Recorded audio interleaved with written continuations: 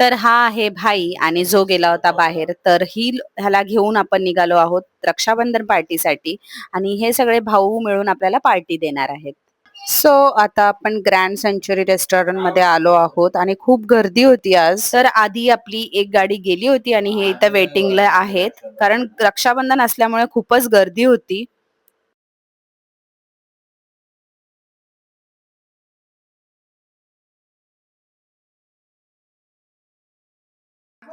तर ही यायला रेडी नव्हती कारण तिचा उपवास होता, तर तिला आम्ही कसं तरी मनवून आणली आहे.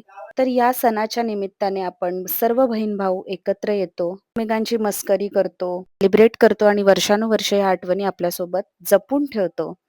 सो आता आपण आपला स्वीट डे एंड करत आहोत आईस्क्रीम पार्लरमध्ये जाऊन.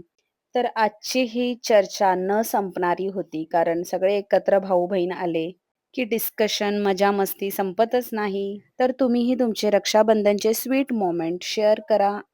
सो या भेटूया नेक्स्ट व्लॉगमध्ये.